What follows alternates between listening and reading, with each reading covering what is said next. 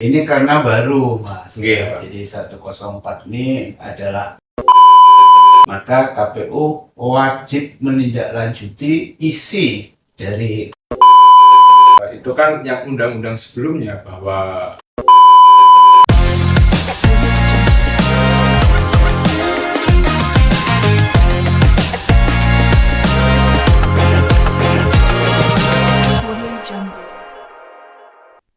Halo Sobat JDIH, jumpa lagi dengan saya Satria, host dalam acara Teras JDIH Pasti Mencerahkan.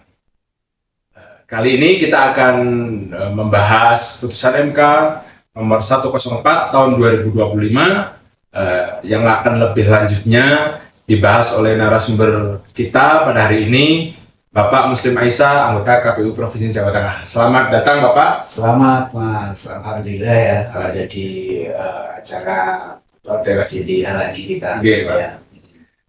Di episode kedua ini kita akan membahas putusan nomor 104. 104 ya.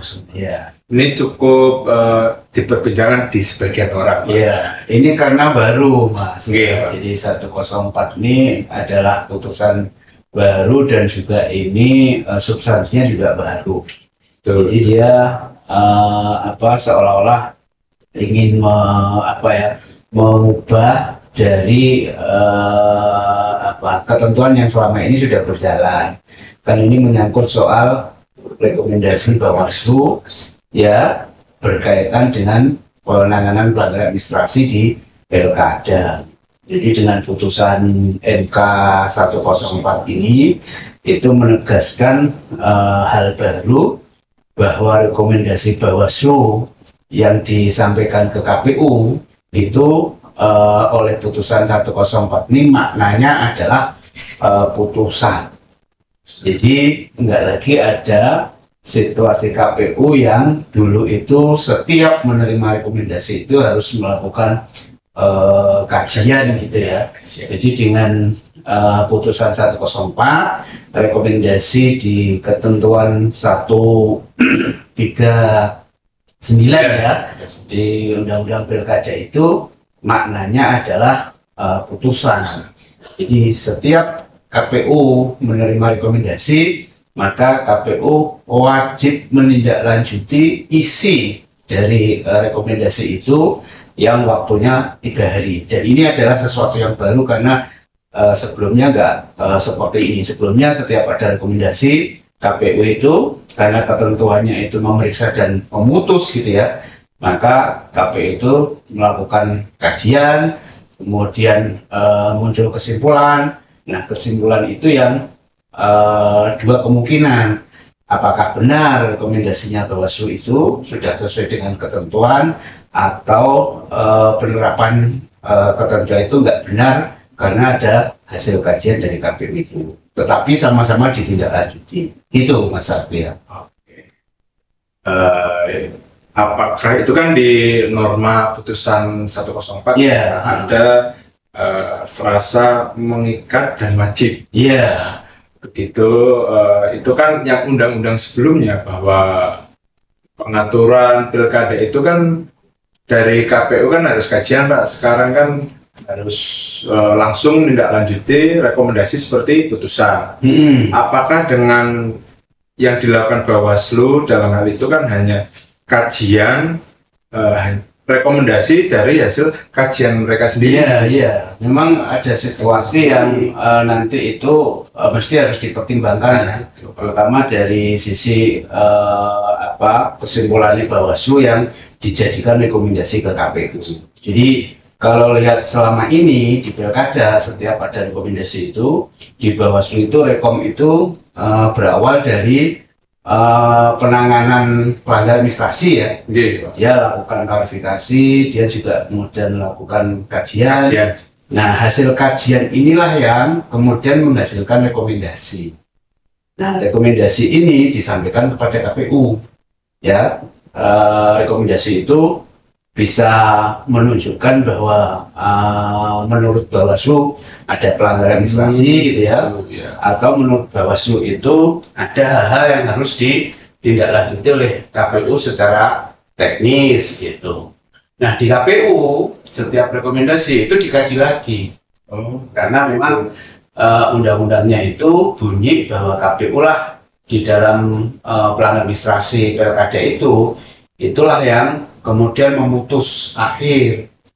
Jadi oleh Bawaslu dengan rekomendasinya di KPU kemudian dilakukan telaah kajian sehingga memunculkan kesimpulan. Nah, langkah ini sesungguhnya itu bagian dari tindak lanjut KPU. Nah, kesimpulan itu ada dua kemungkinan, bisa sama dengan kesimpulannya Bawaslu, bisa beda. Nah, dengan putusan MK ini, nanti KPU apapun rekomendasi Bawaslu, maknanya putusan dan KPU wajib menindaklanjuti sesuai dengan rekomendasi atau putusan yang tadi berdasarkan 104 itu. Nah, ini kan rekomendasi dimaknai dengan putusan Pak. Mengenai hal tersebut, KPU tidak ada lagi kesempatan untuk menelaah, mengkaji, sampai dengan membuat kesimpulan. Gimana tuh Pak? Kita sebagai penyelenggara.